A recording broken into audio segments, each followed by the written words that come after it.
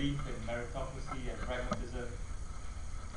It's about 20 years today since Husin Mutalik, Singaporean professor, mobile, people coming in and out of the country in a continuous churn to live, to work, to play.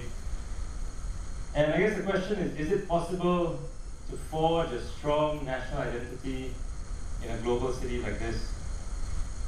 Second, globalization and technology means that Singaporean values today are as likely to be shaped by Jon Stewart and Lady Gaga as they are by Lee Kuan Yew. In the aftermath of the Paris attacks, when some Singaporeans wrote "Je suis Charlie" on their Facebook page, was that blind solidarity? Or did they actually believe in the liberal values espoused by Charlie Hebdo and reject the conservative public discourse norms that we're used to in Singapore? Nevertheless, even though this journey, identity journey may be never-ending and answers elusive, I think discourses like this are vitally important. And you only have to consider the resurgence of deep identity politics all around the world to think about that. You know, think about Nigel Farage and what it means to be English, think about a new Japanese nationalism emerging, and, you know, shockingly think about the horrors of ISIS right now.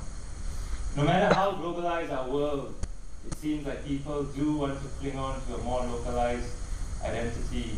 It's important for both rich and poor, it's important for the individual and for the state, it's important for very private reasons, but also quite calculated political ones.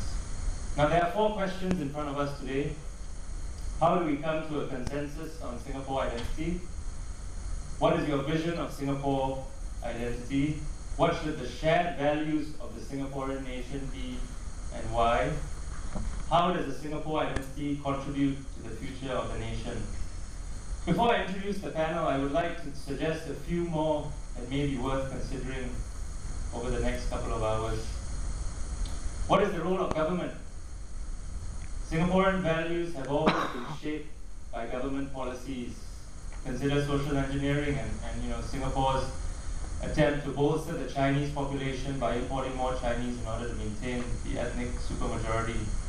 How does one reconcile the need for organic, bottom-up identity creation with a still sometimes overbearing state? Next, does the Singaporean national identity need a geographic anchor? Now, it strikes me that Singapore is one of these few cities in the world that does not have a strong emotional connection to its immediate neighborhood. London, you know, no matter how global it is, London is quintessentially British. Hong Kong is Cantonese. New York is American. Is Singapore quintessentially Malay or Southeast Asian? Not really. When we sing our national anthem in Malay, only a handful of Singaporeans actually know the full meaning, every single word, even though 250 million people around us do. Singapore is more of a patchwork of Asia, while also being a crossroads between East and West. I guess the question is this hybridity a source of weakness or a source of strength? Finally, immigration and migrants. When we speak about a national identity, are we speaking about the 60+% of citizens in the country? Or do we want a national identity to also reflect and influence all the residents and temporary workers who are in Singapore and who form part of our country? The answer to that question, of course, has profound implications for identity formation and integration. How we're going to do this is, I'm going to let the panel have 5 minutes of opening remarks each, and then we'll enter a sort of discussion stage where you can ask questions. I'll fill in if there's nobody who wants to ask questions. Be a much more free-flowing discussion. But for the first 20 minutes, we'll have 5 minutes each. And let me just introduce the people next to me. Directly by my side is PJ Tam. For those of you attending the conference, you might know him, one of the coordinators of Project Southeast Asia from the University of Oxford, and a research associate with the Oxford Centre for Global History. I think PJ has really made a name for himself in Singapore over the past couple of years as somebody who's providing new and much needed perspectives on Singaporean history. Not without controversy, I might add. To PJ's right is Vanessa Ho, Program Coordinator of Project X, a human rights organization that believes sex work is work and advocates for the end to violence and discrimination against sex workers in Singapore. Vanessa holds the view that if people can speak about sex, gender, and sexuality in open and in non-judgmental ways, society will become a safe place for everyone. I think a lot of us at this conference, feel that we kind of write or fight for the marginalized in society, but knowing about Vanessa's work, I think she really, fights for and represents even those marginalized by the marginalized, transgender sex workers, for instance. And this is our 50th year celebration. You're going to hear a lot of triumphalism around the great people who made Singapore, but I think it's people like you as well who play a vital role in the success of our country. So thanks for being here. Vishwa Sadasivan, former politician, CEO of Strategic Moves, a strategic and crisis communications consulting practice with a special interest in policy issues. He also now runs quite a fascinating social-political site called IQ Inconvenient Questions. It's at www.inconvenientquestions.sg, and I think they try, correct me if I'm wrong, Vishwa, if I'm butchering your site, but they try to bring together a very wide spectrum of views in Singapore society with the intention of formulating interesting takeaways and questions for the relevant authorities and people involved in those issues. And last but certainly not least, Zainal Abidin Rashid, former politician, current non-resident ambassador to Kuwait, and we're very, very thankful for Zainal for coming today. It was a last-minute request that we made to him yesterday, and we're very happy that you can join us today. Gillian Koh and Zakir Hussain, two other panelists who were supposed to be here, unfortunately couldn't make it. So yes, after all that, I guess I will hand it over to PJ to begin with your 5 minutes of opening remarks. Okay, thank you very much, Lydia. I have to possibly disagree with some of the assertions I think you made in that opening remarks, but we can talk about that later in the Q&A. What I want to talk about today is about values and why values are important. And I'm going to focus on answering the first question: how do we arrive at a consensus of values? If nothing else, politics is about the distribution of scarce resources. And the way in which we make the decisions about how to distribute those scarce resources is fundamentally value-driven. There is really no such thing as being pragmatic, and in the implication that pragmatic is somehow being objective. No, pragmatism itself implies values. We use values to determine how to distribute those resources, who gets them, who doesn't get them, and so we need to understand what those values are, and how we arrive at them and how they then influence our decision making. But also, if a government is to be representative of its people, then citizens must have influence over those values which guide government's decision making, right? So my own perspective here is naturally very historically influenced. The most successful government in Singapore's history is the PAP government after separation, or even during Malaysia and right after, until about the 1970s. Okay, so I want to in some ways look at them and ask what makes them successful, what we can learn from their success, what is due to a very unique set of historical circumstances, and what is reproducible. In history, context is everything, so we need to know what the context is in order to draw the right lessons. Now, Singapore, of course, is a tiny city-state with an inherent geographical advantage, a huge geographical advantage. We often say we have no natural resources, but we have one that will never ever run out. Unlike oil, for example, minerals, you can't change geography. So our position has spawned a very successful port and airport, right? And consequently, because of that, we have a very open, globalized, cosmopolitan city, almost completely urban, very highly educated, with a population that is extremely exposed and interconnected with the rest of the world. The kind of sophisticated dialogue that you see among Singaporeans was already evident in the 1930s. If you look at the discourse that was going on, admittedly at an elite level, but one that filtered down, and during the events of decolonization, you see this reach the vast majority of the population in the sort of debates that were taking place. So because of this, our citizenry is historically very well connected. Their livelihoods depended on a port, which depended on global news, global events. So there was no choice but to be very sensitive to what's going on in the world and understand what was going on in the world. So I would put Singaporeans up against anyone else in the world when it comes to being well-informed, well-educated. Today, of course, we're very well plugged into the internet. And this combination of tiny size and great sophistication means that it is possible to have a far greater degree of citizenship participation than nearly anywhere else. It allows for an intimacy between citizens and their representatives because the gap between the governed and the governing is far smaller.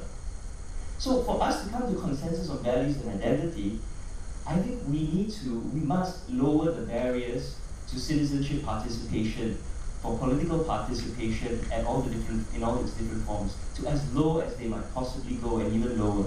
Better too low than too high. This means, for example, when it comes to what we might call high politics, we have to uphold our constitutionally protected right of free speech, assembly, and protest. We should lower barriers for standing in elections. We should allow people to organize themselves politically, to influence the political process. But we also must, and here I refer to what theorists might call the low politics, allow people to organize themselves socially and culturally to fight for the values that they believe in, right? Because when it comes to values, it's one thing to speak a value, but it's another thing to fight for it. So we must allow people to organize themselves. Singapore has a long tradition of independent organizations. Look at all the great institutions that make up Singapore. The clans, the guilds, the mission schools, the Chinese schools, the hospitals, the trade unions, the political parties, the Association of Muslim Professionals. There's all these different examples of how independent self-help, self-organization is inherent, is part of the Singapore experience. And unfortunately that's been suppressed under the current government, but it is very much there, and I think would definitely flourish if we allowed it to again, right? And of course, Nanyang University, right? So these are all part and parcel of Singapore's great heritage. So I'm kind of out of time, so I'm going to stop here, but that's my main point, right? That the only way to identify these values is to let people fight for them peacefully and argue for them reasonably. Thanks very much. Thank you, PJ. Okay, that was great. So I'm not going to answer any of your 4 questions. I'm going to answer a bit of suspense is always good. I'm going to answer the last point that you brought up about whether national identity should be something shared amongst the 60% of citizens, or should it be something that also is shared with the 40% who are temporarily in Singapore or semi-permanently. And I want to answer yes. That it's very important that national identity also influences the 40% of non-citizens. We live in a sort of increased mobility world, right? AirAsia, now everyone can fly. And people move out of their countries not just because we're seeking economic opportunities, but they also move because they want to seek a place that they can call home. A place where it's accepting towards them or share the same values as them. It is here where I share what I personally feel are some of the shared values that Singapore holds currently. And I think asking around workers, transgender people, or just my friends, safety, right, is a big thing. Everyone's like, Singapore is such a safe country, and this is something that we really cherish and share. And we are also happy to have that safety at the expense of a lot of civil and political liberties. So obviously ISA being one, death penalty, caning, and a whole lot of other things. We're happy to have those laws for safety reasons. And I feel that a lot of people who migrate to Singapore, who start living in Singapore, share those values. On that point, a lot of Singaporeans who do not agree with those values move out of Singapore, either permanently, semi-permanently, or kind of shuttling to and fro. And one group of people who do so are the LGBT community, lesbian, gays, bisexuals, and transgender. A community that I personally identify with, but also professionally work with.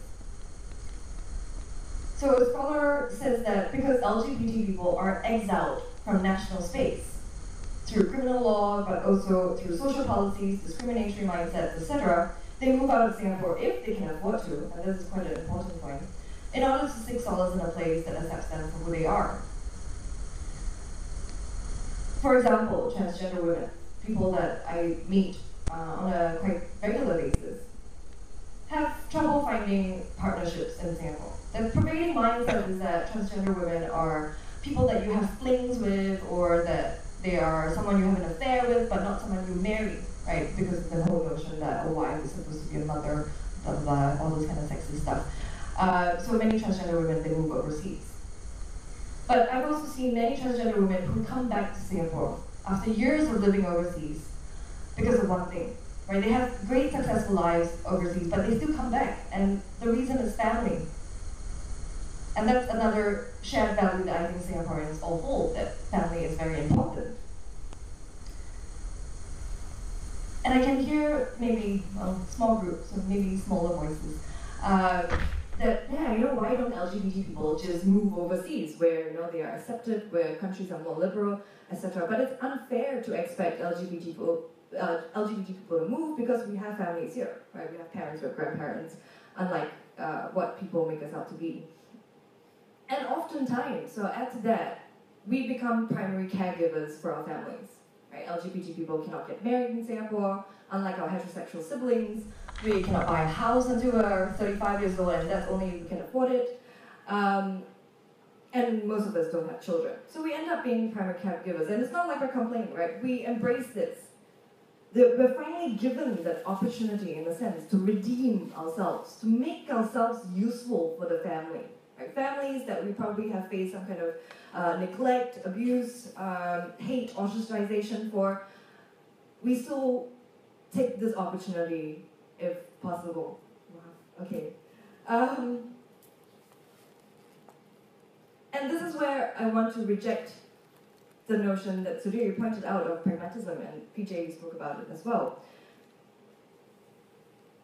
Because pragmatism is also based. Because pragmatism, I want to reject it because seeing individuals as economic digits, right, as people who contribute and therefore are worthy, is dehumanizing.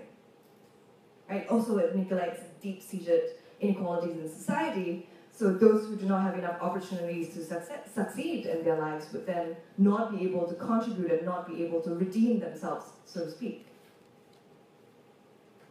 So, okay, the 1 minute thing was, I need to get used to it. Don't worry. Okay, but I think I said what I want, that if I were to answer one question, right, what my vision of Singapore's identity is, I would want a society that rejects pragmatism, respects diversity, that there are LGBT in the country, and we cannot erase their lives and their livelihoods just because. Okay, I'm going to stop there and hopefully pick something up in the discussion.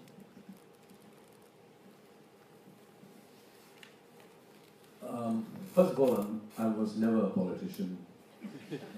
The term politician is pejorative, increasingly. That's why he has a lot more friends coming back to him. He was a politician. I served a term as a nominated member of parliament, which means I was able to maintain my neutrality. Not without much difficulty.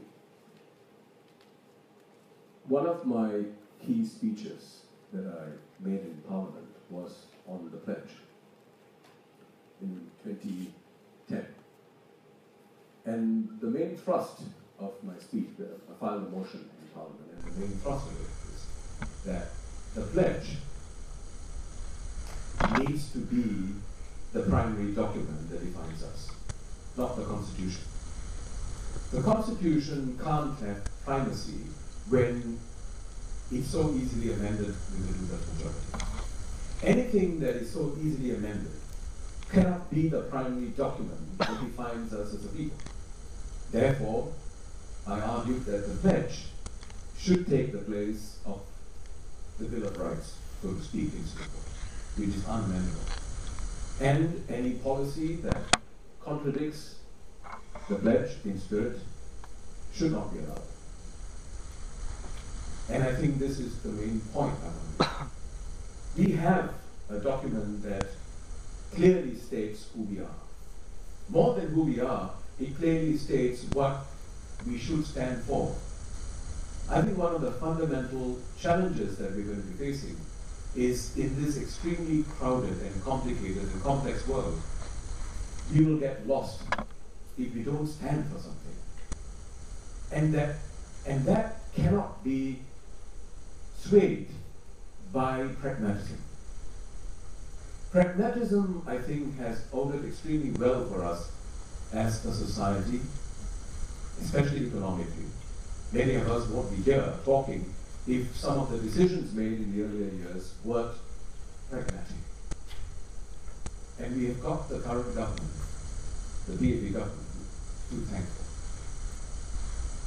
But going forward, that same pragmatic qualities that brought us this far could be the death knell.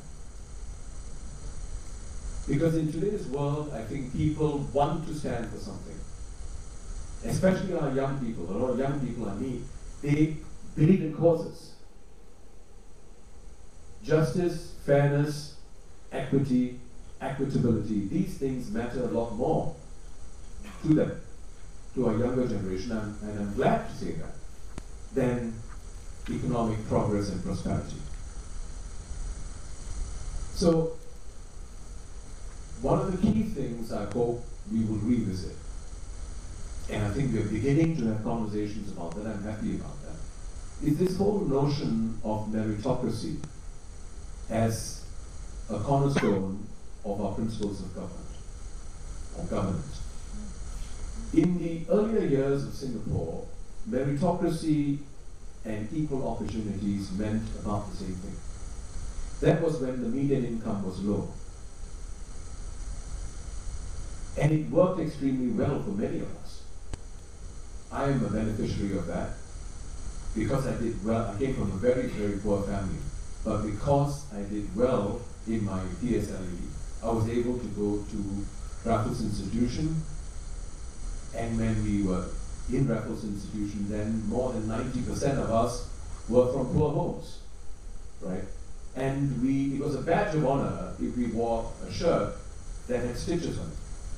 Because most of us then had only one pair of uniform, which we'll go back and wash, and then it's torn. And nobody, it was a badge of honor to be poor and make it.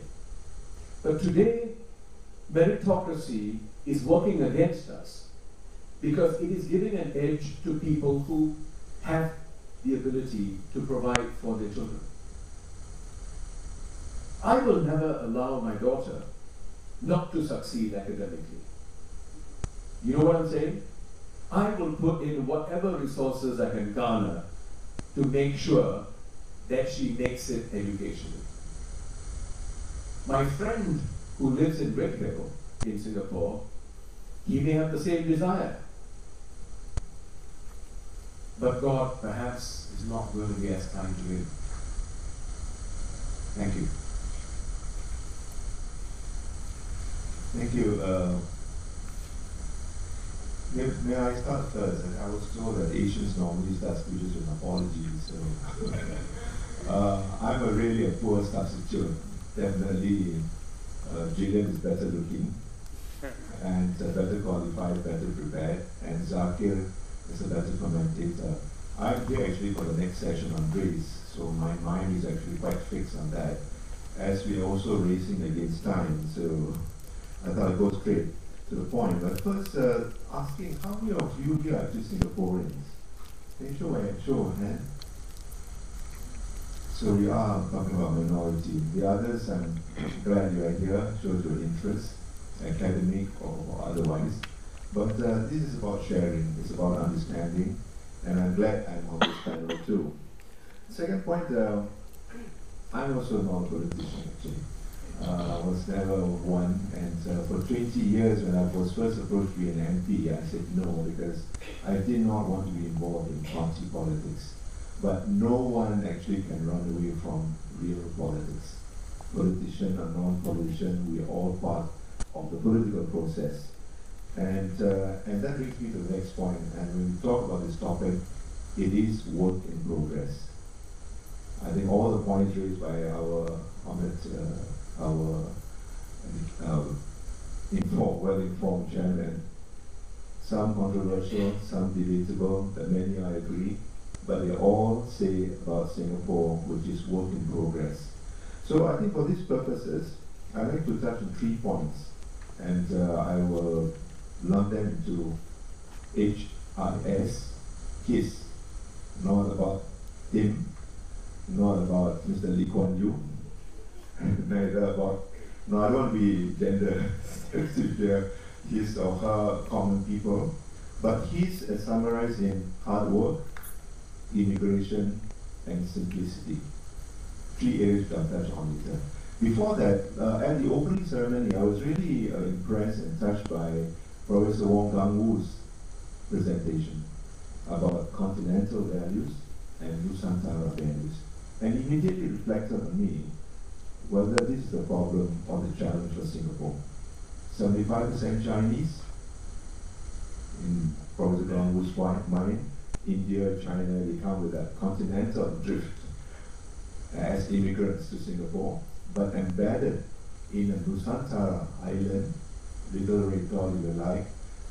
I like to think it's a golden dot. But is that a clash of values? Is that a clash of minds? And how do we manage that? How do we go about with the compromises? So there's so many points raised by Chairman, I don't think we have time to go through, but 3 points I thought are relevant. One is hard work, which is a very core value of Singapore. Basically, as immigrant society, whether Chinese, Indians, even the Malays, they come from Nusantara as immigrants, they come with that mentality of immigrant mentality. Hard work, a lot of challenges, you just got to survive, and you got to continue to be relevant. Continuing to be relevant is the biggest challenge for Singapore as the world, as the region evolves and develops and poses that kind of competition and challenge for Singapore. One good example is actually the icon of Singapore today, which is, guess what? Marina Bay Sands, the casino. And it took us 40 years to debate whether we should have 1 casino or 2 now. And the conclusion we had early on was that, I have 1 minute left. The conclusion was that we don't want a casino mentality because we want all Singaporeans to be hardworking and not just believe on luck, good luck. But after 40 years, we've been pushed to the wall actually with all the things we've tried to do, whether it's industrialization, the ports, the airport, high technology services. We found that nothing much is left, and we even go into casino as part of the service of tourism, and because of the emerging China and India. We can debate that too. Immigration is a big issue. Whether to bring in more Chinese to make sure we continue to be dominantly Chinese, or whether there's balance in wanting to make sure that the ratio, before we started, the new immigration remained as it is, 75, 15, and 6 or 8%, and not evoke new sensitivities. I think it's also something which is important. We can discuss it at question time. And finally, simplicity. When I was first approached to be an MP, one of the things I was reminded is that, remember, when you come in, the first thing you need to know is that you will get out. So don't ever think of the grandiose of office, and keep it simple. Even till today, you find presidents or prime ministers going in short sleeves, white shirt, and meeting people every week, and keeping their reality check on the ground every day, every time. Keep it simple, keep our politics simple, and do everything for our people. Thank you.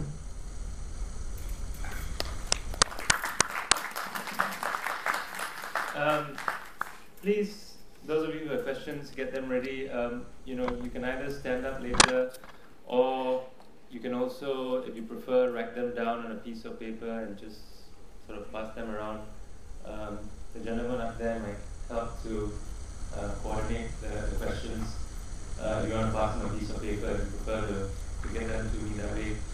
I just want to ask one broad question, but with specifics to what all of you said individually. You know, what is the role of government? And PJ, you know, you say Singaporeans are capable of sophisticated dialogue, well-informed, well-educated. I mean, that I think as well, if you look at the level of discourse, not simply in the mainstream media, but also in the online space, but also in Parliament, if you look at the level of discourse, I mean, I think that's a debatable notion that we're at, given our income and education level, are we really having a sophisticated dialogue? I'm not so sure myself. And for a country that for so long has taken top-down direction from the government in terms of identity and values and everything else about what life is about, you're suggesting something quite radical, right? You know, turning it over to the grassroots and ordinary people and saying, go ahead, you know, you guys decide what Singaporeanness is about. I mean, given where we've come from, that's actually quite a radical step. You know, how do you see government working, or what is the role of government in this process? To answer that last question, no, I don't see it as radical at all. As I said, you know, self-help is very much part of the Singapore experience and still persists today. I cited many historical examples. The KP itself, of course, was a grassroots movement. None of the founders were members of the government, and they excluded working to tribe for that reason. And it was also founded very much on the strength of Chinese and Indian trade unionists. And so, if you continue to look throughout the decades since, right, we've always had independent organization in Singapore. The problem is, of course, that the government has violently sometimes suppressed them, right? The Catholic workers in the 80s, you know, for example, trade unions continue to be muted today. We have lots of NGOs, you know, some dealing with civil society, many dealing with other areas, Aware, for example, or Vanessa herself, you know. So I actually disagree. Singaporeans are very good at organizing themselves, and they're very entrepreneurial. They have to be. With regards to the level of discourse, again, like what we discussed in the panel yesterday on the media, it's a very self-defined atmosphere. You can't have a proper conversation. And, you know, I think maybe the Pareto principle is 80-20, you're the economist, right? You know, I'm not saying that all the discourse will be sophisticated, but I'm saying that the influential discourse, you know, the cream rises to the top. There is going to be very good, intelligent ideas and discussion out there. And I think Singaporeans can handle it. They can recognize good ideas. When people do or say, you know, terrible or racist things online, for example, the response I find has been really, really admirable among Singaporeans to unify and condemn it. And the kind of discussion over the CPF, you know, of course you have a lot of, you know, accusations in government and conspiracy theories, but on the other hand, there has been a lot of very intelligent economic discussion about how the CPF works, its impact on people. You know, there's not just economically and in terms of your income, but the way it changes your mindset and incentive structure. So all these should be given a chance to bloom, but right now there isn't that opportunity.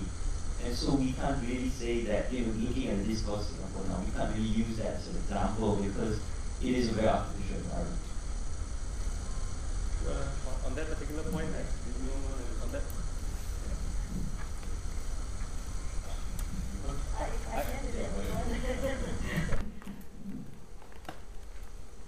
I'm going to somewhat agree with PJ in that I think the government likes it if amongst marginalized communities or communities facing problems help themselves.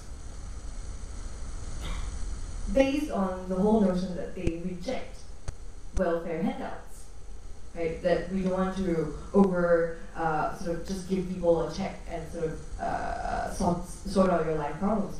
The government wants to see communities sort of helping themselves so that the burden can be removed from the government to do so. But that said, I find it very ironic as to how the government acts upon this belief that it holds. For example, Project X, when we wanted to register our organization so that we can, have accountability, governance, all those kind of very good things, the process took 7 months, when on their website it says 2 months only. And 2 months is for organizations who work on human rights issues. If you don't work on human rights issues, it is an automatic registration. So I was like, okay, fine, I'm talking about human rights. I'll say 2 months. But it took 7 months. And even after 7 months, they altered our constitution to include a clause that says that you're not allowed to instill, to shake public's confidence in the public institutions. In other words, we can't criticize the government. So they're, on the one hand, they're like, help yourselves, and then on the other hand, it's like, help yourself, but don't fight for your rights at the end of the day. Don't challenge systemic problems that have given rise to the issues you're facing now. So if I were to try to answer the question of what is the role of the government, I say give up some form of power at some point in time. You need to really let people help themselves and really let people get together, organize, come to an understanding of a political awareness, and fight for their rights. So I'm of that opinion.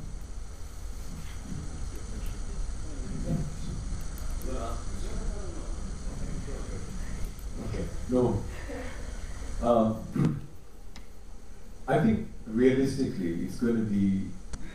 I don't imagine that it's going to be easy for this government that's been in power since 1959 to let go.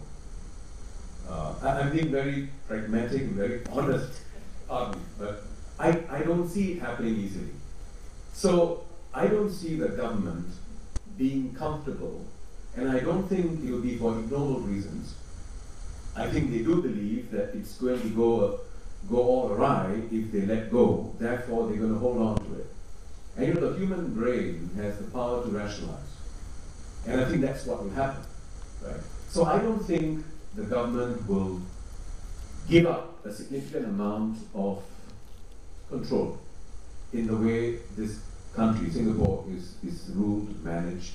And because they do believe that it needs to be managed in this way for Singapore to prosper. You see what I'm saying? I'm not agreeing, but I'm saying, while we all want a lot more space for discussion, it's not going to happen naturally, right? But we are already seeing signs of that happening. But somehow it appears to be one step forward, 2 steps back. Right? So what is needed is for us, people, to organize ourselves better and start initiating movements, Project X is an example, and start demonstrating that this is what we want to do and we will do it anyway. But that requires us to be willing to take risks. And this has been my challenge. I've been involved in public engagement activities for close to 30 years. And I can tell you, it's so frustrating. I used to be in broadcasting. And I had, in the 1980s, when Mr. Lee Kuan Yew was still Prime Minister, I can tell you, it was a very, very difficult time. And I anchored a program called Feedback then. We went out there, we wanted people to give their views, but I would always have my friends, especially people in the intelligentsia, who tell me, you've got no, pardon the expression, you've got no balls. Hey, wait a minute. I'm organizing discussions on television, national television, on the role of opposition, and getting myself hauled in and scolded, and they sit down there and say, you've got no balls. Then I say, all right, why don't you tell me what you want to discuss and I'll host it, but you can't. And say, what, you want me to get arrested? So I don't think we're prepared to walk the talk. I don't think we have changed that much fundamentally. Even today, when I've started a social political site called IQ, I can tell you it's very difficult to get people to come and talk. Every fortnight I hold a forum. Vanessa was involved in a forum I chaired. 2 nights ago we recorded it on the Women's Charter. I can tell you, it was so difficult to get people to come on board and add their views, especially on video. So as long as we are not prepared to take risks for what we believe in, cut the bullshit. It's not going to happen. So let's stop blaming the government. The government is not perfect. But it's not just the government. It's also whether we have what it takes to do what it takes. That's my view. I think so we need to ask ourselves a lot more of those questions. So I'm going to ask, I mean, just following up on that, I'm going to ask Vanessa you a very direct question about, what you think the government's role to be, because it seems to me that you're saying a lot of it has to come, identity formation and values has to come from the bottom up. Now, there's always a lot of debate about whether Singapore, how conservative Singapore is or not. But let's, for the moment, agree with the government and let's say that we are a conservative society and people do have conservative values, right? Your point earlier was we need to include the marginalized in this idea of Singapore identity. We need to include the 30+%, 40% of non-residents. Now, what if I were to counter and say, yes, but the majority of the conservative Singaporeans do not think that Filipinos and Bangladeshi workers should have an equal say in identity. The majority of conservative Singaporeans do not think that LGBT rights should be a part of Singapore identity. So are we going to leave value formation, identity to the majority of Singaporeans and allow the marketplace of ideas to determine Singaporean identity? Or actually is there a role for government, like we always have had, in pushing Singaporean values along a particular trajectory? That's really, and Vishnu, similar but along different themes. You talk about justice, fairness, equality, a shift away from meritocracy. I know a lot of Singaporeans who are quite happy with our, Randian low tax regime where there's minimal redistribution, right? You do your work, I do my work. If I rise to the top of the pile, that's because of my diligence. I don't care about the people at the bottom. I know a lot of Singaporeans, I know a lot of foreigners who come to Singapore for this very reason. And you're suggesting, no, we're moving to a phase of greater redistribution, greater compassion perhaps. Are we going to leave that to the conservative majority, or is there actually a role for a higher power to push that agenda forward? I'll respond. Yeah.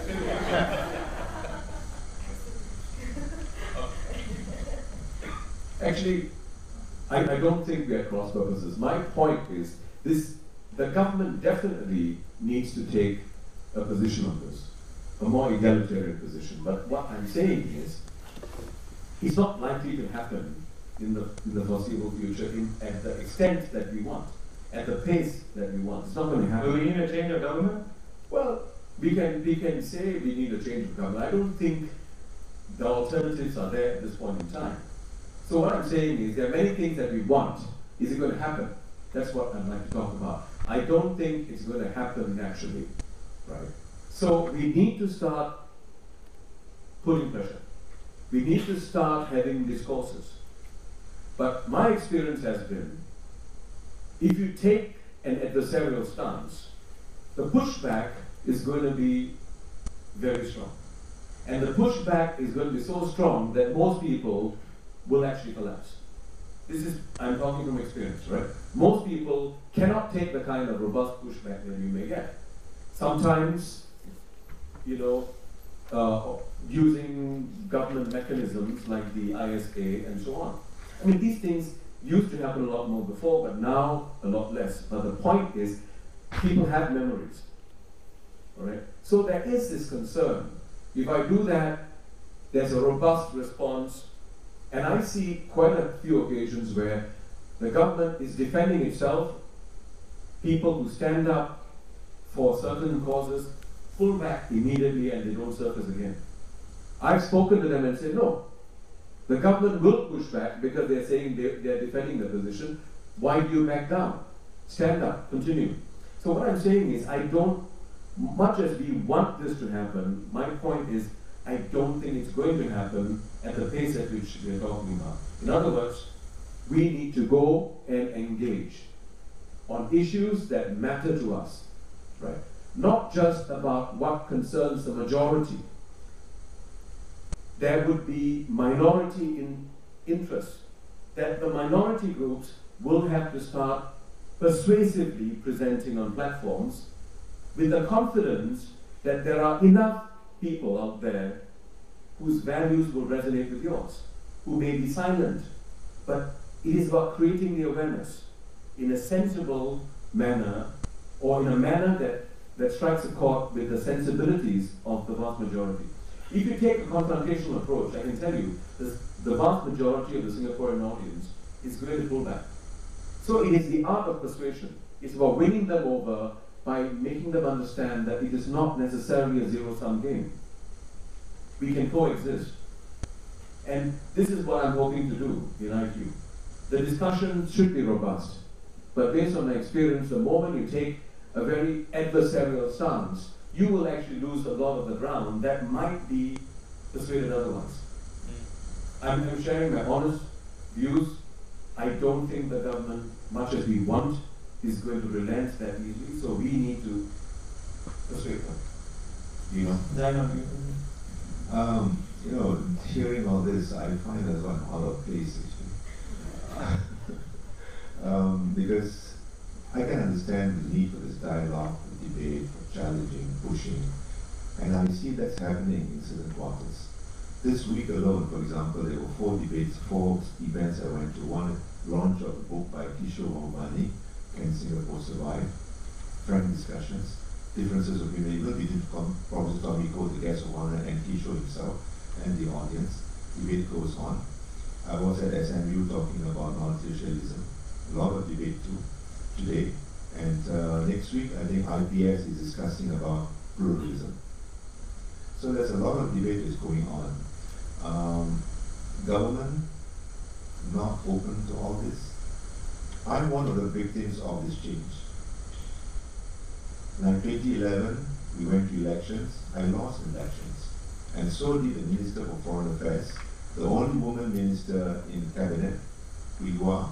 Very strong thing, one of the best, I think we can say, fielded in that contest, but we became irrelevant. Because the voters wanted change, they did not want to lose the opposition leaders. And they wanted opposition in parliament.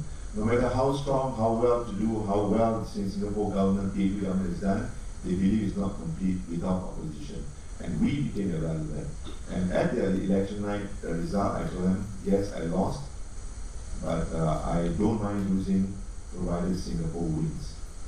Is it really Singapore winning? Is it just because they wanted opposition? And in the process, Singaporeans have double standards. When it comes to government, everything is wrong. When it comes to opposition, nothing can be wrong. So whenever they have problems, give them time. Don't bully them. What kind of values are we developing for the whole of Singaporeans? That's the kind of system I think we want to have. Debate, yes, and don't underestimate the Singaporeans, because there's a lot more coming out. 30 years ago, when I became editor of Berita Harian, I knew the pressures on media, on pro. But over the years, how in fact internally we fought and we changed things, that's why I say it's work in progress. If you compare 30 years ago to now, but is it complete? It's not yet. It is still work in progress. We have the LGBT. Can you go, for example, and talk to the religious groups about your ideas and carry that ground?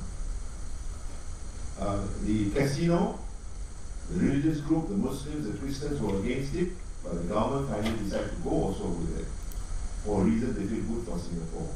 So what is good for Singapore from the government's point of view, from people's point of view, different interest groups' point of view, vary, and I agree with Viswa. It has to be a persuasive way of changing things. Vanessa? very long enough. So, listening to the questions as well as both of you speak, I think one question I like to pose back is who gets to speak? Who has that privilege to speak, firstly? Who has lesser risks to take when they speak? I think these are questions that we need to ask. I get to speak, and my colleagues don't, because I have lesser to lose. I'm not a product of meritocracy. I'm going to own that. I managed to have my education because my parents are rich. I like to think that I use my privilege for good, in good ways, but meritocracy for me is unfair and a lie. But I get to speak, right? If I do get arrested, which I don't think I will, people are going to bail me out. People are going to rally on my behalf. And because I also went through sort of very traditional English education, I speak in a certain way. I speak English, standard English, people understand me. I can switch between standard English to Singlish quite easily. And so I know that when I'm in a certain audience, I have to speak in a certain way. But people who are not able to do that switch would then be seen as, oh, you speak in this Singlish manner, you're not so educated, maybe your points of views are not that important, or you're not in a position of power, so I don't really have to care about you. And I think this is very clear for foreign workers, right? You mentioned foreign workers, as well as LGBT communities, that they don't get to speak because they are denied agency. Right? They're actively denied agency. If they speak, their work pass gets cancelled immediately and they get deported immediately. And if they overstay, you get caned. So the risk, yes, we have to take risks, but I think some people's risks are way bigger and not compromisable than other people. How do we give them agency? Whose responsibility is it? The government lah. So I think that space is important, right? That we need spaces for discussions, debates, and dialogues. Is it just government or is it people too? When immigration seems to falter, even immigrants, even foreign workers, they used to go be transported by lorries. Then government stopped that because of safety consideration, and they end up in crowding the public transport. Then the public got very upset. So within government and people and agencies and organizations, there must be this very judicious balance of how actually we can bring the agenda forward. PJ? I have so many things to say. I'm going to fundamentally disagree. Persuasion by debate is not enough. Definitely not enough. Actions speak louder than words. Okay, I'll start by a historical example. In the 1950s, the largest party in Singapore was the Progressive Party, and they said the way to change Singapore is to persuade the government through debate, by having reasoned debate and reaching out, persuading people. And what did they achieve? Nothing. And in the 1955 elections, they lost to the Labour Front because David Marshall was willing to put his skin in the game, was willing to stand up and say, no, I will stand up, I will fight. And he was a lawyer who worked on behalf of the underprivileged. And he then was beaten at his own game by the PAP, who chose their name specifically. Action, exactly. Lightning law, action. Because they knew that, and this is bringing Vanessa's point, right? We can talk all out we want in this very privileged environment. Kishore can talk, and Fomiko can talk. But at the end of the day, the people, the rest of the people, the underprivileged, the people who don't have agency, they will respond to action. They will have more belief in someone like Vanessa. The workers or someone, will believe more in someone like, say, Joe Von Wang from home, because they're out there working on their behalf. And Lee Kuan Yew understood that. And that's why, he represented the trade unions for free and got in trouble with the government, and they actively considered detaining him, right? The order was issued to detain him. and it was complemented the special branch level, which said, we can work with this guy. So the action is important. If we just talk, what incentive does the government have to listen? Because this is a very, as Vanessa says, very privileged dialogue. So that's my fundamental point. We must have action, and you must be willing to stand up for your beliefs. Okay, so what action? Let's get down to brass tacks. Okay. What action? It must. How many of us are willing to do what Vanessa's doing? Are you willing to give up your job right now and do what Vanessa's doing? I mean, at the end of the day, let's face it. No. At the end of the day, there are people who are prepared to go out there and take action, but there must be others who can also act. Speaking up for people who don't have voices is action. Persuasion is action. Yes. So, what I'm not hearing is, there's a whole lot of talk about what is it we want. For goodness sakes, is this going to happen? And if it's going to happen, say specifically what you mean by action. What action do you think we are able to do at this point in time to change the course of things that in the way we want? Yeah. What is that? Okay, so it goes back to my first point about what the values you want to see are, right? Now, I personally, of course, have a specific vision of Singapore which is very open and transparent, and I, through my writing and work, have sought to use my skills to persuade, and through my writing I talked about the history of Singapore, and here I am, talking about. So where has that got us? Where has that got us? That's not action. No, wait. I'm saying my point.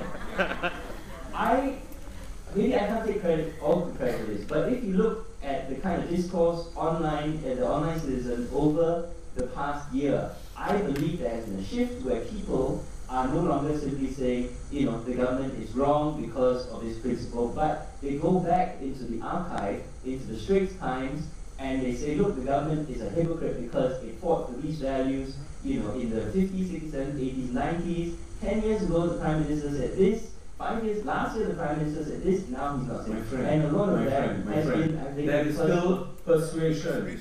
What do you think you're doing? You're persuading people to do something that costs as well. And you're all in Singapore anymore, you know that. But you're all. No, this is also action. I agree. But what you seem to be implying that is only persuasion. No, because there are people who. I think you're being an academic here. Okay. Come on. At the end of the day, persuasion is action. But what I'm saying is, there are people who will take arms. There are people who will write. There are people like me who may start a blog.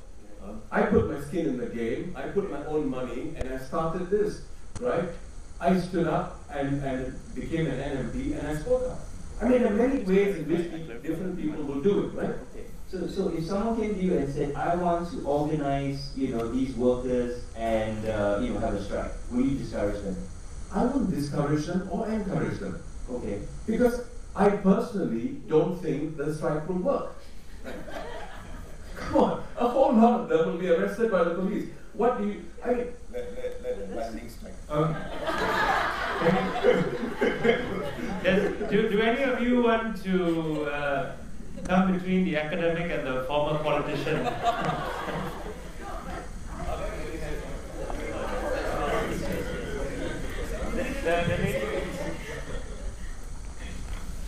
And then after that, over there. Hi, thanks for the panelists for this interesting discussion. My name is Jessica. I'm from the Business School at Sunway University. I have listened to very interesting, sort of like a debate from every one of you. Each one of you have different values to propose. PJ's talk about values such as transparency. Vanessa talked about values to protect LGBTs or give them an identity. The next panel talks about action being a value. So let's do a reality check here. Can I have a personal opinion from each of the panels on how far are you think, Singaporeans, away from the values that you proposed? Give it a percentage. Thank you. Yeah. Which are you talking about those two values? There's a range of values. But my earlier point is basically work in progress. And in fact, the values also we are subjected to tweaking as we go along, because of the needs of the time. So I think Singapore, I'm optimistic about Singapore because I believe the fundamentals are there. Governance is something which now we're going through a very delicate process with the role of the opposition, what kind of government you want, how dominant the government. Many Singaporeans want PAP to continue, but PAP with a heart. Efficiency, meritocracy, everything now is with a heart. Before it was basically get the job done. A lot of Singaporeans benefit from it. Don't worry about the minor in quotes, what do you call it, things you miss out in life. So I think it's still a work in progress. Percentage? She asked for a percentage. No, I don't want to be academic for this.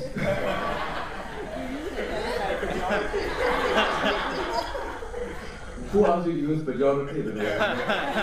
Cannot use this kind of only 2 syllables. Okay?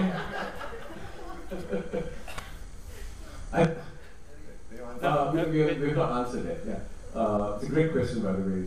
It's got quite a few of us stumped, at least me. There's a side of me that I'm really heartened to see a change, values-based change that's taking place, and that's very palpable in Singapore. Let me give you a couple of instances. When the Little India riots happened, and I guess you all are fairly familiar with it, when Little India riots happened, it was not about the Indian community standing up for the ethnic Indians. I think the vast majority of Singaporeans, regardless of race, language, or religion, stood up for what they believed was not right. Many of my Chinese, Malay, Eurasian friends felt that there was some form of ethnic profiling, unintentional perhaps, but there was, right? When you started cordoning off that area, right? It sort of exacerbated or deepened the stereotype that Indians drink and can't hold a drink, So, what I mean? Whether it's intentional or unintentional, that's besides the point. The thing is, when you start introducing policies like that, and there's a sense of ethnic profiling, it wasn't the Indians who stood up. In fact, the people who spoke up more in the media, social media, as well as mainstream media, were the Chinese. Right? And anecdotally, when I meet a lot of my Chinese friends, they said it was wrong. Right? But it stopped short of just expressing their views in the coffee shop and the dinner table. But what I'm saying, the good thing is, these views are felt deep. But for various reasons, some of which was suggested earlier, it does not translate into action, into advocacy. That's the point I'm making. So the good thing is, I think we've got a certain consciousness that has built up where Singaporeans are able to transcend race, language, and religion and talk about things that matter to us as a collective. But what I'd like to see a lot more is people taking it a step further, 2 steps further, to advocacy and speaking up for others in a more proactive manner. So in the first case, where it's about collective consciousness based on values that are more universal in nature and not so much Asian and so on, I think we are probably, on a scale of 1 to 10, we are probably a 7, in my view. It's anecdotal. A lot of people, and I mix with people from all spectrum of society. And this is, whether you're a heartlander, whether you're a 2-room, flat room, everyone has a certain, but they articulate it differently. Right? But advocacy, proactive action, you're probably a 4. So that's where the gap is. We need to make it safer, more comfortable for people to move from feeling to acting. And acting includes persuading. And so where are we? Percentage? Oh, sorry, I missed it. I don't use percentage. Sorry. 70, yeah. Wow, that's a really good point.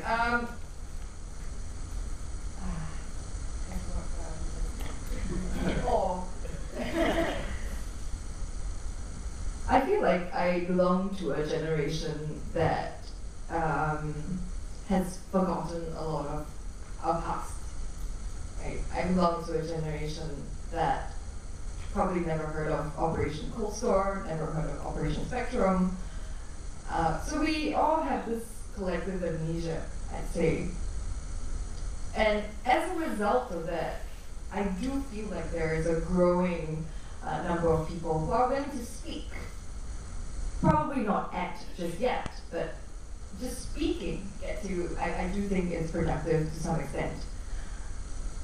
I mean, we do see in Singapore now a proliferation in the number of civil society organizations out there, taking on various causes, from civil liberties to identity-based issues, and I'm heartened by this proliferation. But at the same time, I do have to say, sometimes it is disappointing. I mean, being an activist is a very lonely journey. There aren't a lot of people out there who understand why you do what you do and why you put in so much effort in something that doesn't, buy you a condominium. So if I were to use scales, well, I mean, scales are good. 6.5. Yeah. Unlike my fellow Singaporeans, I have great faith in the Singapore people. We are 95% of the way that we will vote on that. Why? Again, I think culture persists. I think Singaporeans may have different institutional contexts to operate in today, but we are fundamentally the same people, inherited from our parents and our grandparents from 50 years ago. The culture doesn't change that rapidly. It changes, yes, but it's only been 50, 60 years. And when I talk about action, right, between 1948 and 1955, right, the colonial government violently suppressed strikes in Singapore, to use a specific example I used earlier. Between 54 and 55, there were maybe 25 man-hours lost to strikes, and all by white-collar British, approved unions. But the Chinese trade unions kept fighting for their rights. In February 1955, there was a strike which was violently suppressed by the government. Police were called in, they just beat up and shot workers and broke the strike. And that's all legal, right? The British government changed the law because of the emergency to allow them to do that. But the Chinese trade unions, and Chinese and Indian trade unions didn't give up. After the Labour Front government was elected in April 55, they tried again, and the Labour Front government, being elected by the people and led by David Marsh and Lim Hawk, refused to call the police, and suddenly everyone realized the rules had changed, and suddenly, between 55 and 56, over 3,000 man-hours were lost to strikes, because suddenly people could protest against the absolutely inhumane working conditions that were imposed by Western, chiefly British, colonial capital in the 1950s, and the very colonialist, exploitative economy. And that's where I believe, all you need is to keep trying, and all you need is for the government to decline to crack down once, and suddenly everyone will appear. But we need that one person to keep trying. We need action, right? In Operation Cold Store, which, you knew its name, right? No, none of us mentioned it, and Spectrum as well. I hope from my writing to correct. Okay. 111 people were arrested out of 1.3 million, and that completely destroyed the opposition. 111 people out of 1.3 million. That's what? I'm not good at that. But 0.0001%. But again, you only need that small percentage of people. So you only need a few people to keep trying and keep aspiring for a better Singapore, to keep fighting for their values. And that's why I say we're almost there. The only thing that needs to change is for a government that is suddenly unwilling to crack down on its people. And you see the same thing, historically, same thing, Taiwan, you see it in Mexico, you see it in the Soviet Union, for example, Germany, right? East Germany. So that change, it happens very gradually and it'll come very quickly. And Singaporeans, I think, also absorb values from all over the world. 50 years ago, Selma was a huge influence on the Symposium, right? Not Selma specifically, but the whole civil rights movement, on the Singapore's opposition, on Singapore's anti-colonial movement. Today, it's the same thing. We're inspired again. We go and we watch Selma and we realize, wait, these values that are universal human values, why are they denied us? So I have great faith and confidence. Thank you for that. And then the gentleman behind after that. Yeah, okay. Actually, why don't the two of you just ask your questions together? You go first, and then pass. Yeah. Okay, my name is Beckman. I'm from USM, Penang. From the discussion that you had just now, I think I'm quite optimistic about the future of Singapore because all of you are Singaporeans, and I can tell from what you discussed with us today that there are voices out there that are being heard by majority, if not the government. The government chooses not to listen to you, but they know that you represent the majority, and you know very well what is going on in the society that you belong to. So just be positive, okay? And when I think about this, the role of government, as you posted just now, I think government is just like the young couple who just got married, and I'm sure Singapore is just about 60 years old, right? And it's just 50 years old. So it's just like our parents, 50 years old parents. And when they first got married, they didn't have any idea how to start up a family. So they tried and error, and they were not that assertive before, they were not that assertive because they were trying the error at that time. So sorry, Miss Manches. Yeah, we enjoyed this metaphor. Can you just ask the question? What was your question? I just want to give comments because I think that we need to understand the government like the way how we understand our parents. When they first got married, they didn't have anything to hold on to, so they try and error. But when they got the confidence, they want to exert their control. They control the people. And then after, what happened to the children? That they control the children, protest. The children finally realize that they need to decide for their future. And that is what we are doing right now, the young generations. We want to decide the future of our country. And because this is the country that we are going to live, and soon they are going to exit. Do you have a question? Sorry no. to I just have a comment for everyone, because Malaysia is also experiencing the same thing, and I want to let you know that we are doing the same thing also. We assert our value, we want the way how we should lead the country, and at the same time we need both the persuasive speech, the persuasive ideas, and also the actions. And university somewhere, I think, is the best example. Because they know that our education system, the quality of our education is not at par with the international quality. Sorry, in the interest of time, if you do have a question, please ask it. If you don't have a question, very sorry, but I'll ask. Can you hand the microphone to the man behind you? Thank you. Hi, I'm Stephen Chong from Cambridge University Press. Very interesting topics, but I agree and disagree to some of those. Yes, I agree Singapore is work in progress, but the pace of the work in progress can be quite slow for a developed nation now. We are no longer where we are in the 70s. And what we have done in the 60s, 70s, marvelous, because at that time, 15% unemployment when the British pulled out.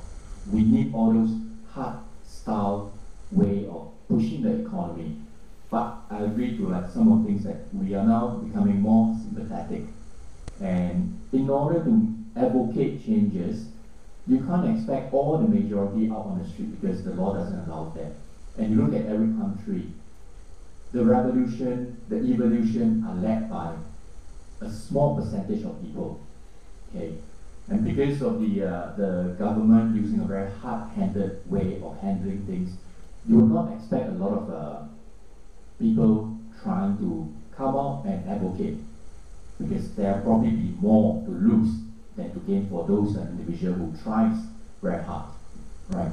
So I think from the way that you look at the last election, right, the ballots goes a lot more to the opposition, because people feel that that is the action that they can contribute to fasten the pace of the government to take decision of things that have been advocating for the last decade but has never taken shape. But you look at this last 1-2 years, how much more the less privileged or the older age people has gotten, and why is all this becoming? It's because. Sorry, do you have a question?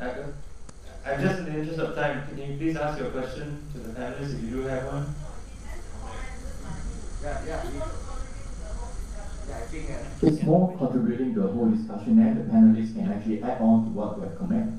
But for the interest of time, I think yeah. you need to listen to my question. I'll pass on. There are a lot of questions out here, and much as we appreciate your comments, there'll also be time after the panel to chat with the panelists. One question, and I'm going to leave to let you discuss about it. Because for the interest of time, yeah, I'll pass on the mic. Thanks, Stephen. Thanks for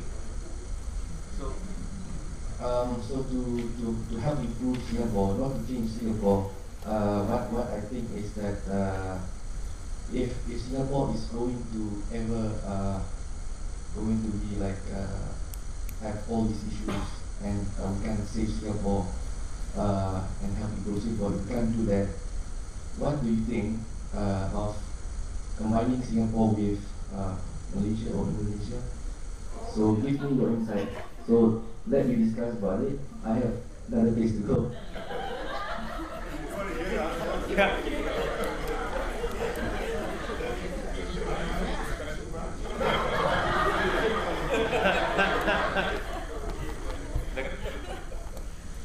There's another, sorry, just, okay, we'll get the two men up there and then we'll come to you.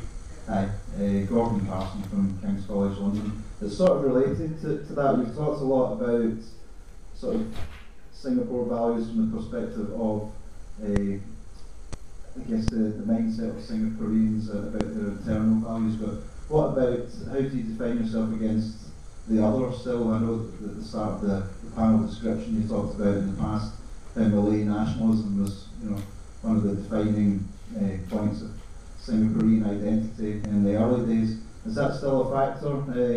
What Singapore is not, as opposed to what it is and what it wants to be itself. The people define themselves still against the other as much as they used to. Is it still going to be a factor in the future? So, let me just, if I understand, Singaporean identity in relation to Malaysia, Indonesia, the area around us, is that? And also I guess if I look at the Singaporean press, for instance, there are quite a lot of comments under stories about mainland Chinese, for instance, and people identifying themselves against, the characteristics of the other, and we are not that. So the role of race in not just race, but the other ethnicity, the other in identity and values. Yeah. And we'll just take the one from the gentleman up as well, and then we'll answer them together. I appreciate that you have this opportunity of discussing with there's no unease. You have very frank discussion. I'm very glad. I'd just like to compare the turnout, the elections that happened recently in Delhi, the city, is similar to Singapore. You can compare. Congress was in power for 2 or 3 terms, and they were overnight voted out. I don't see that happening in Singapore. In the highly intellectual, intelligent society, majority, I don't see that. New Delhi, it's urban, highly urbanized area, center of government, upper middle class, large majority. In Singapore, I don't see it. So what I tend to infer is, majority of Singaporeans will continue to hold the government, continue to vote in the government for several years down, next couple of years will go on. Yeah. So I just I want a comment on this. Will that happen in Singapore? I don't see so, because it has become developed and it will continue to flourish. That's one comment first. Number two is our discussions are all Singapore-centric. How much of ASEAN-ness do people in Singapore have?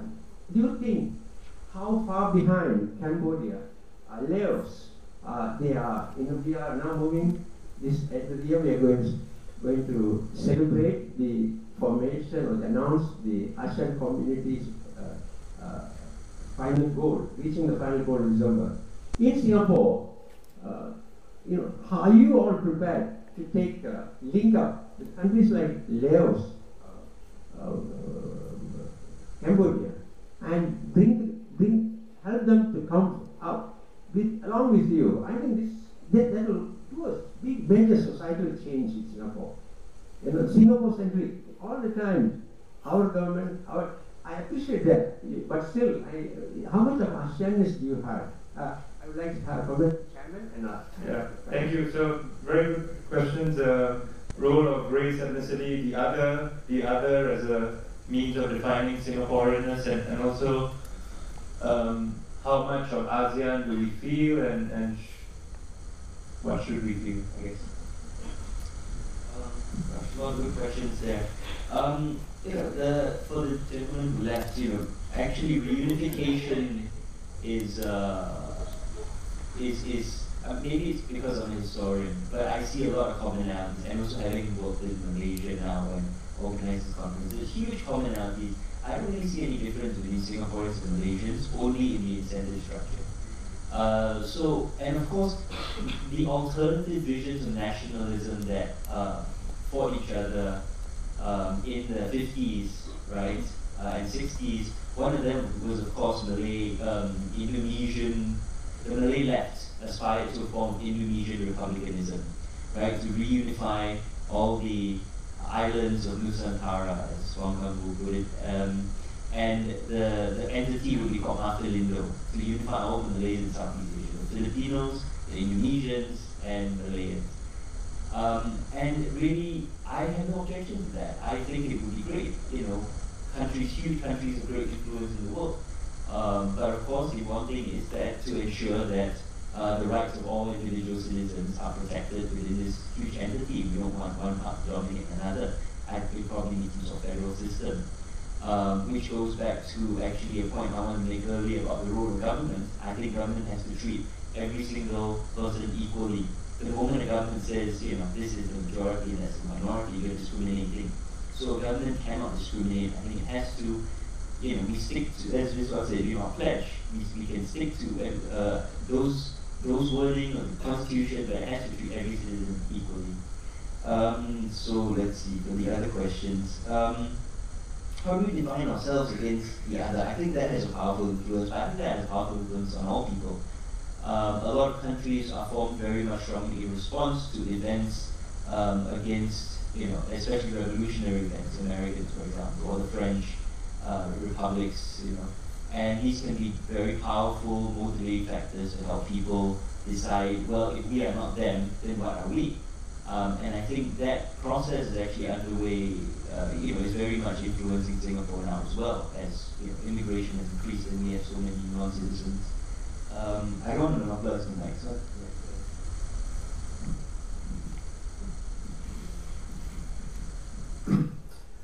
I think Singapore can do a lot more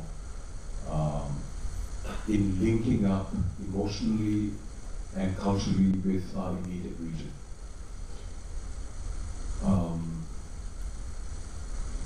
Even from a people-to-people context, Singapore sometimes acts like a rich kid in a poor neighborhood. And it's not a nice thing. I think we can become a lot more humble. I think values of humility, cultural affinity, these are things, as we become more mature, we need to imbibe more than economic progress and GDP growth.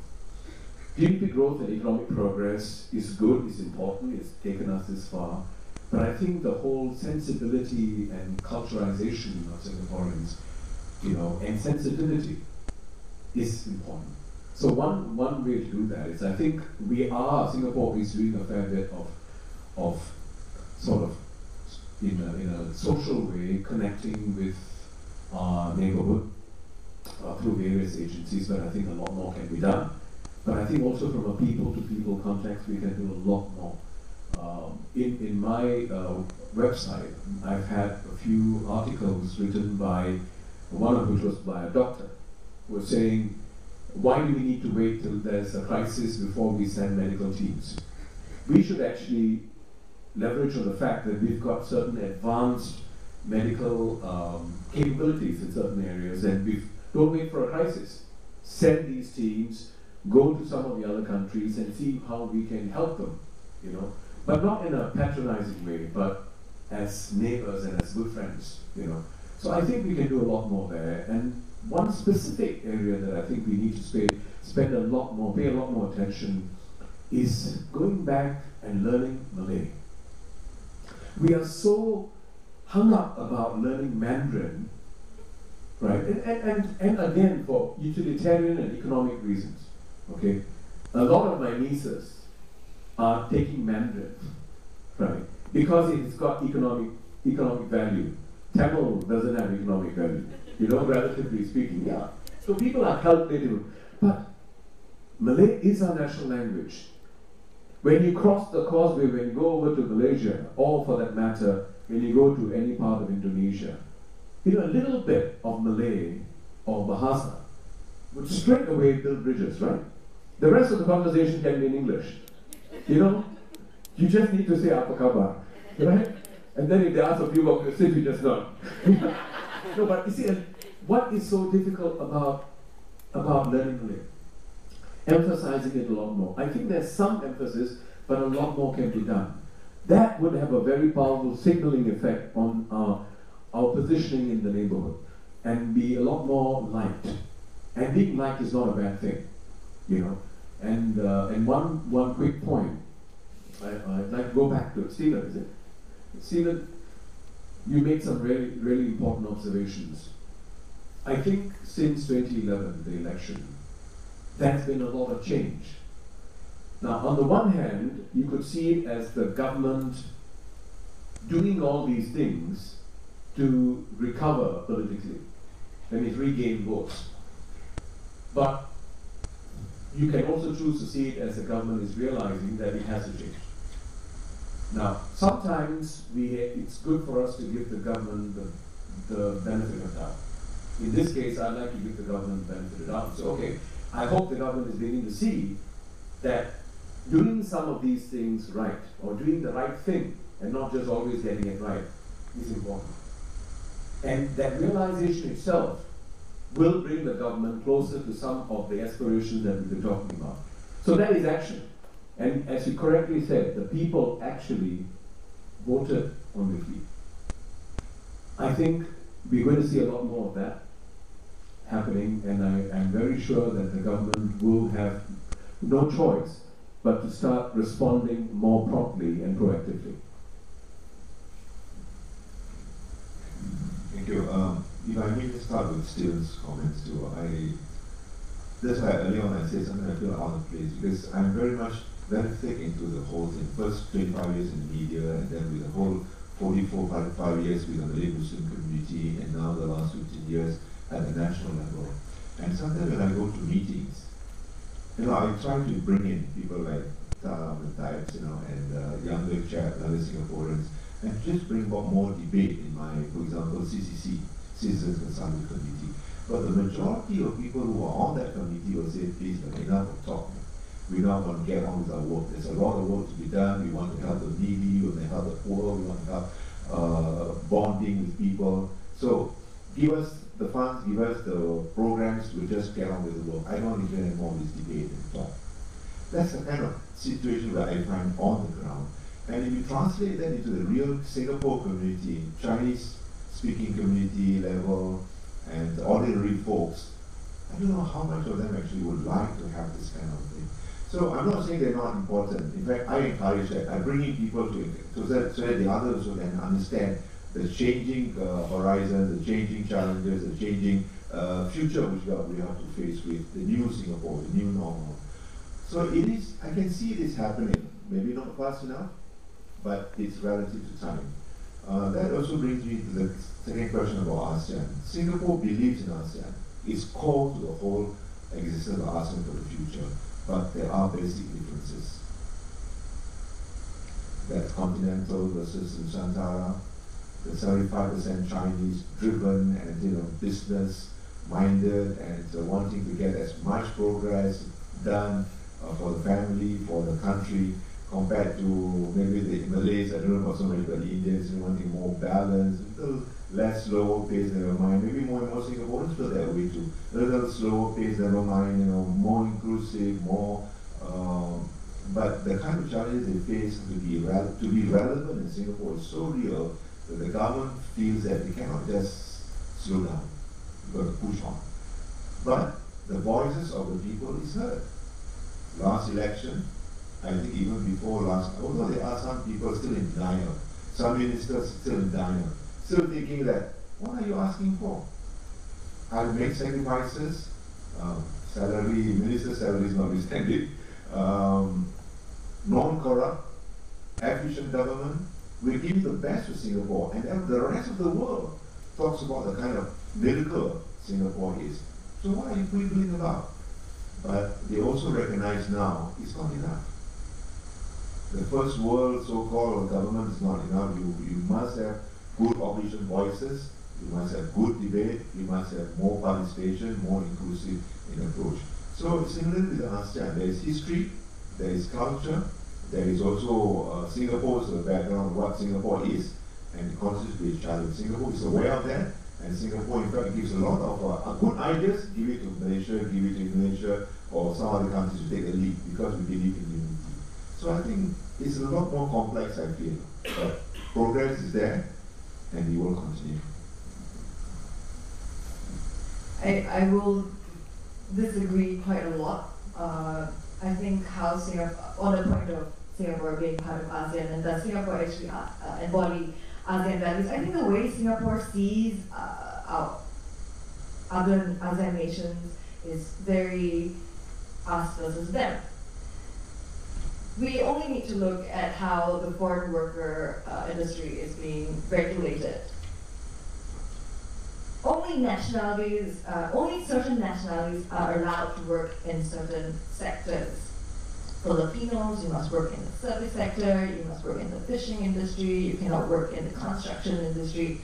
And by the way, that's the same for how legal brothels in Singapore are being regulated. Only certain country nationalities can work in legal brothels in Singapore, and there's other PRCs, Thais and Malaysians, as far as I know. So Vietnam, you cannot work in a legal brothel. You go to Juchet. Indonesians, you cannot work in the brothel. You have to go find your own ways to work. And I find this very patronizing. And I think when you spoke about sort of sending medical help in times of crisis, and we should always be doing that in a non-patronizing way, I think we do it in an extremely patronizing way. Perhaps not on the state level, but in person-to-person level. There are many non-profit organizations that organize these trips to our neighbors to build toilets and build houses and build schools in Thailand. Specifically, many groups go to Thailand, and I find that very patronizing. And it's perhaps where we're coming from. Rather than building a house for people, it should be empowering people to learn how to build a house, and not building houses for them, and then you feel less guilty for being the privileged one. No, that's bullshit. You're not giving people jobs, you're not empowering people. And so I feel like how, maybe I'm looking at a more micro level here, how we treat our neighbors is horrible, how we see ourselves as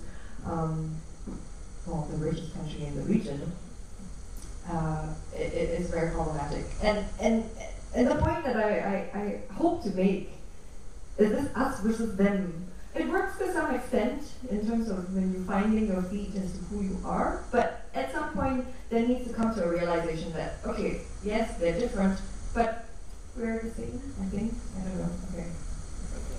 Thanks. I didn't respond to ask your point, but can I just pick up on one thing Zainal said, which is, again, several times, the government, it's not about government saying, thinking like, we do very well, but it's not enough in the modern world. But the refrain that I hear the most in my circles, which I think may not be represented all Singaporeans, is that the government isn't doing well. It is a very inefficient government today. Public transport keeps breaking down, cost of living keeps spiraling. If you were doing as well as you did in the 70s and 80s, maybe things would be very different. Well, I say you, but not government. But if they were doing, so it's not, the government is not taking care of fundamentals. So they can't even claim, real wages for the bottom, a third of Singaporeans have stagnated over the last 10 years, even as the cost of living has skyrocketed, right? And even as our mean income has skyrocketed back to one of the top 3 in the world. So there is vast growing inequality, even as public services break down.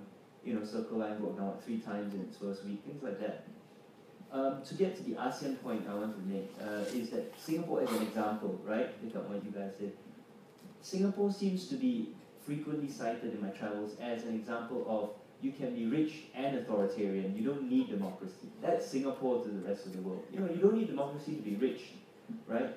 And I don't think that's true, because in my work I argue that democracy is a fundamental reason why Singapore became prosperous. But is that also really what we want Singapore to be? And this leads then to me the question, what's the point of becoming a rich country? Is it so that you can become a richer country? Or is it so that you have this freedom to then take care of those who cannot take care of themselves?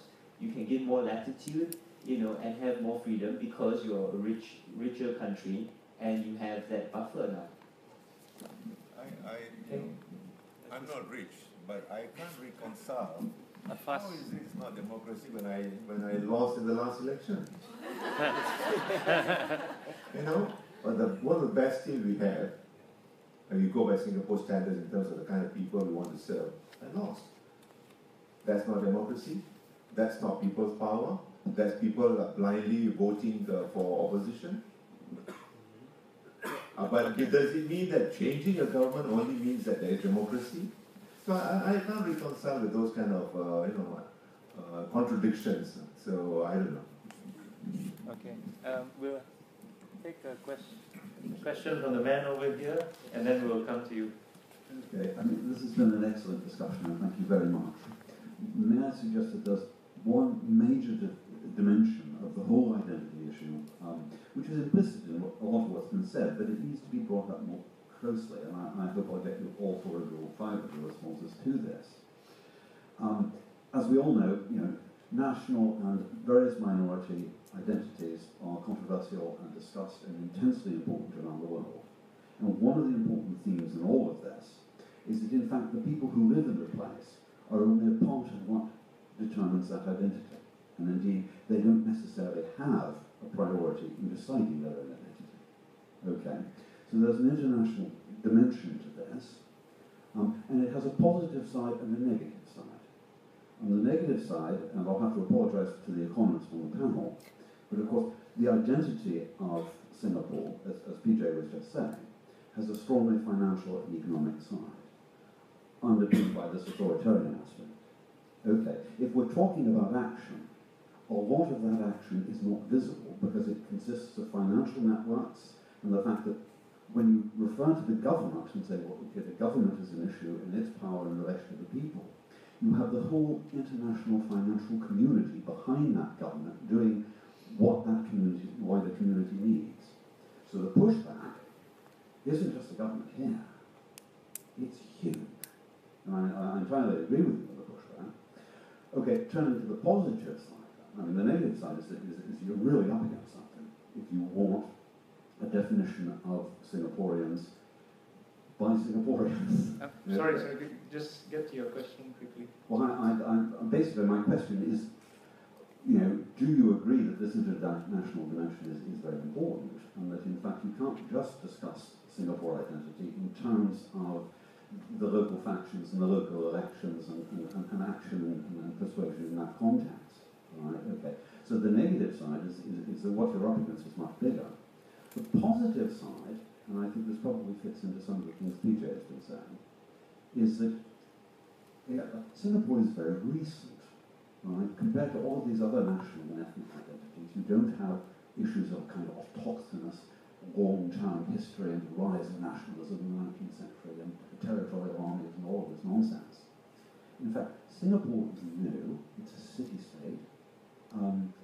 It is, underpinned by a lot of Western ideas of democracy and economy.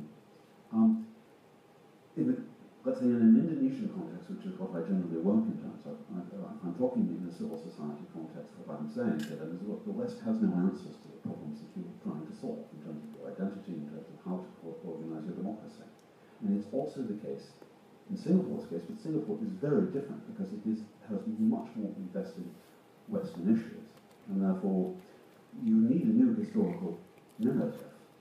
And that's not just persuasion or speech. That's a real political agent. So the international dimension gives you levers for ordinary Singaporeans, but at the moment those levers are only being exercised through the financial community and through the government to their advantage. Could we also get a gentleman's question and then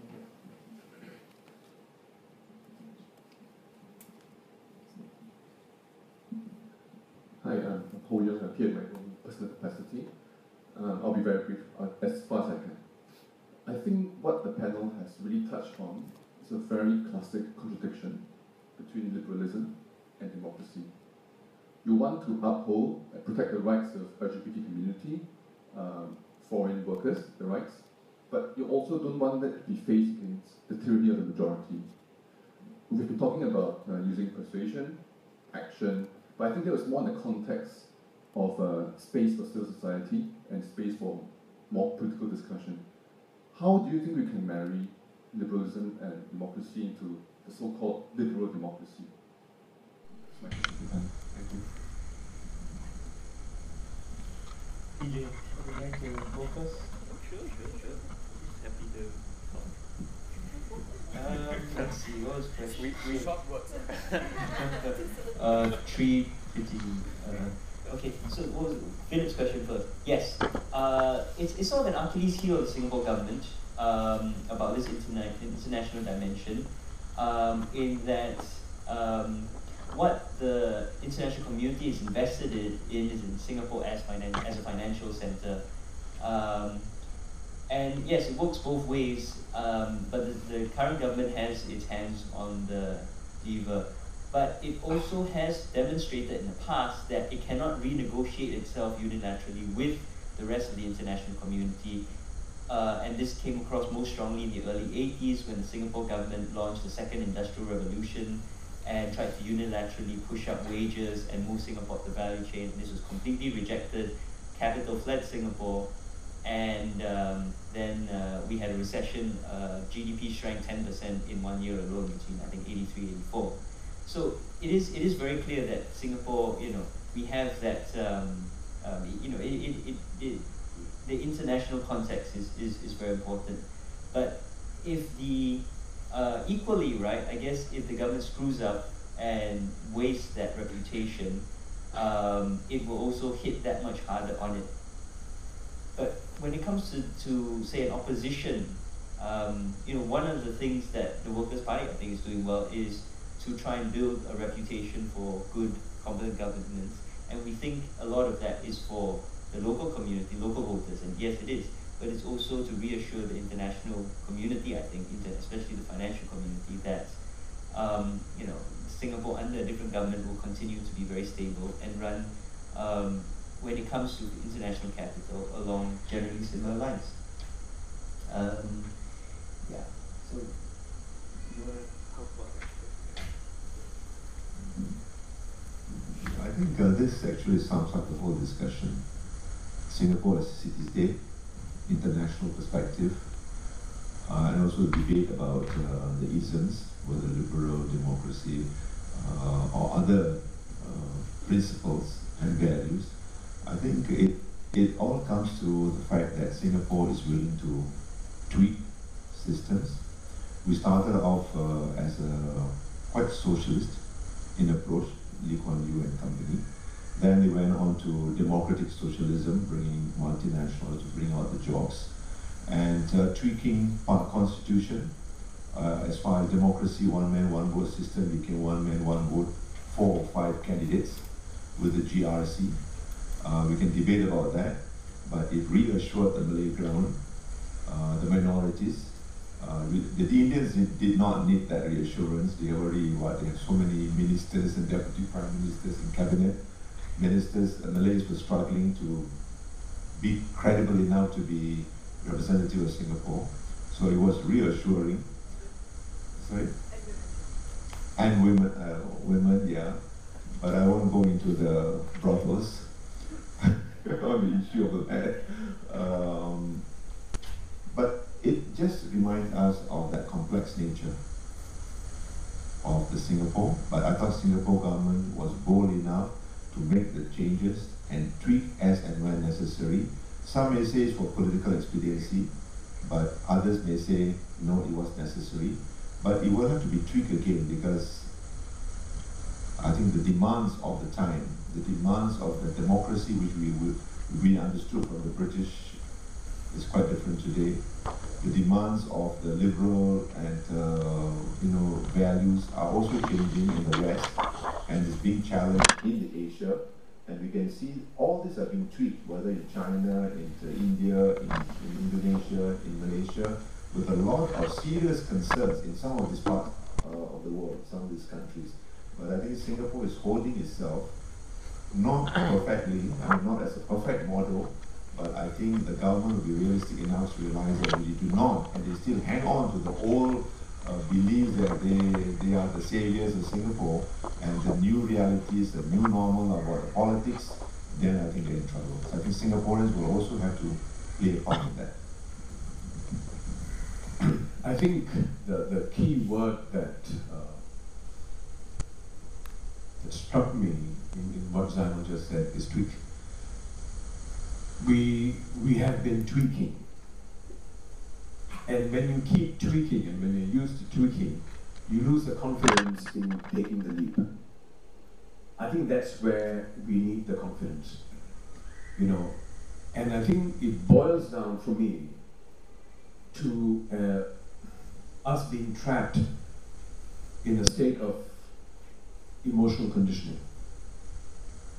If you look back at the 1950s and the 60s, early 60s, Lee Kuan Yew and his team, a brilliant team, a great team, they had to fight to get power. It wasn't easy what they built in the early years.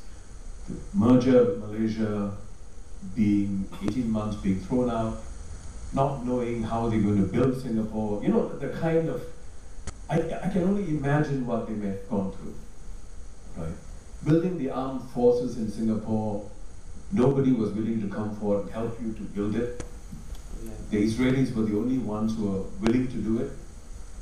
We went to Sweden, we went to Egypt, Nasser, we went to Nehru, India. The British said no, nobody was willing to. So it is about pragmatism. It is also about frugality. It is about stretching the dollar.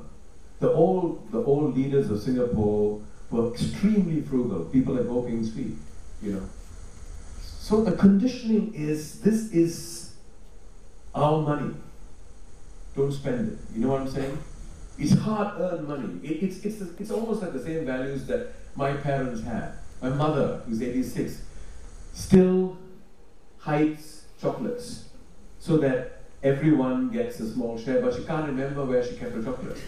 So the other day I went to the house and I found a 20-year-old tin of chocolates. Yeah, because that's the way we grew up, 6 children, we break it into 6 parts and each one of us will take, and we even suck on the foil, like an electric shock. But you see, those of us who grew up that way, so jealously guard some of the values embedded in that. And it's very hard to let it go. Like my mother, it's very hard to let it go, even though we can afford it. We can afford as much chocolate. But you know what? She will not. She still takes the bus, even when I would pick her up. I can't understand it. I'm beginning to understand it. So I think it's emotional conditioning. The PAP, the strength of Singapore is that we have had the same party in power all these years. Therefore, there was continuity. That is exactly what is our disadvantage. We can't get rid of that emotional conditioning because it's the same group of people. And now, I think the change, we are at the threshold of change. The new group of people who are coming in and the kind of people that the political leadership can attract will make all the difference. And I think we need to be a lot more open in being able to, the political system, whether it's PAP or the opposition, bold enough to bring in people who will challenge you, having the confidence to be challenged and to be contradicted and not take it personally.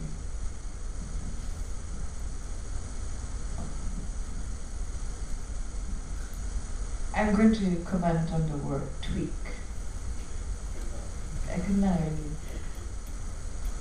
I want immediate abolishment of certain things. I mean, I do understand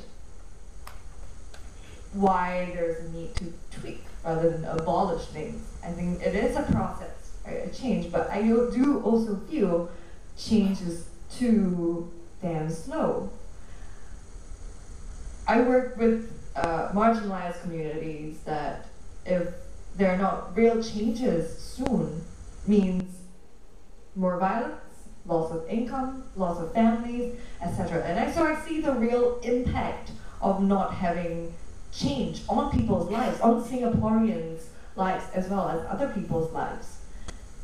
So I want to see abolishment of ISA, obviously, because he's sitting next to me. I truly believe in that, but I want to see abolishment of the Ministry of Information. Right? No more regulating the newspapers, and no more regulating the internet, no more regulating who gets to be registered and who not, that's under Home Affairs, no more regulating Holland Park. I think that really allows an opening up of the space that we really need. And I want to go back to a very early point that you made, Sudhir, about the quality of comments that you get on Facebook, sort of the trolling and the vitriol. I think we need to let that happen. We need to let the so-called not so good kind of talking happen. Because it's a process for every individual to go through learning to say stupid things and then learn, oh, that was stupid. Let's do something about that. And we can't say, oh, only those non-stupid people get to speak. No, it has to be everyone gets a chance to say stupid things, even xenophobic and racist things. We allow them and then we'd be like, persuading them, that's a horrible thing to say. And that is the true opening up of space, and that's when we can see a faster change. I know obviously they're not going to let that happen, but I just want to put it out there that it needs to. You think Singapore is ready for the sort of Charlie Hebdo type discourse? Is Singapore ready for that? For people to draw terrible comics. You just said to allow possibly xenophobic commentary. Yeah, and my question is Singapore ready for that?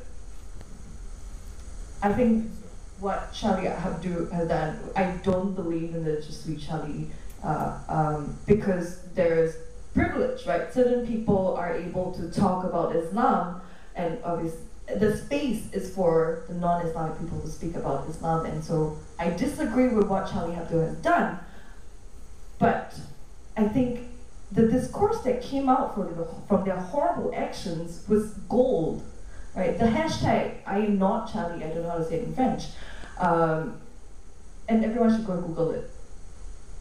It's gold, right? Of understanding where people are coming from, different people who are privileged, people who are marginalized, and then that's where we understand where each other is coming from, and then we make compromises and realize, okay, that was a horrible thing for me to do, and I'm going to stop doing it. even I can do it, I have the freedom to do it, doesn't mean that I need to do it or should do it. I think we need to come to that realization. And we have to make stupid mistakes along the way. Okay, I didn't answer Ho Young's question. Can I just quickly answer Ho Young's question, which is just, my belief is that we need to have a process over personality. We need to have a constitutional democratic process that that is more important than the people operating it, and we don't have that right now. In a democracy, the means are the ends. So we keep talking about pragmatism, and one reason why I reject that is because pragmatism, then you start justifying the ends above the means. But in any system which is subject to that, eventually some idiot will get their hands on the reins of power. So we need a process to then replace them as well. So the process has to be more important. The specifics will be free and fair elections and so on. Okay, I'm going to end the panel by asking, and this is something I learned from PJ, by asking each of the panelists a hypothetical question. They can only answer yes or no, nothing else. So PJ, you're up first. Okay. Next election, PAP loses. Yeah. Workers' Party wins. Yeah. You are appointed Minister of Culture and History. I didn't run. You are appointed Minister of Culture and History, but you must promise never to mention or challenge anything about Lee Kuan Yew's life. Oh. Do you accept? No! I already criticized the Workers' Party for voting in favor of renewing the Criminal Law Temporary Revisions Act, which I thought was, huge hypocrisy. Zaino, next election. Sorry, that was a no to what?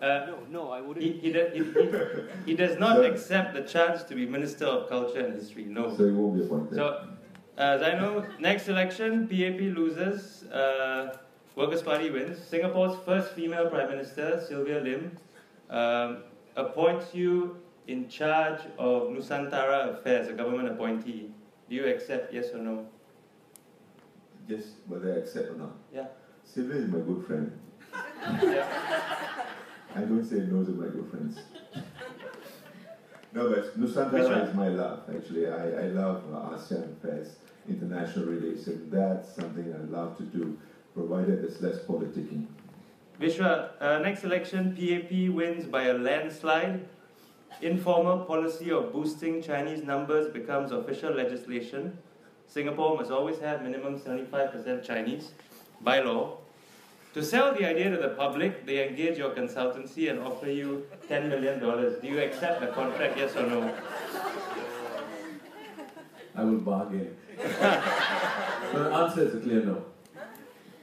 Vanessa, Singapore's parliament enshrines the rights of all LGBTs.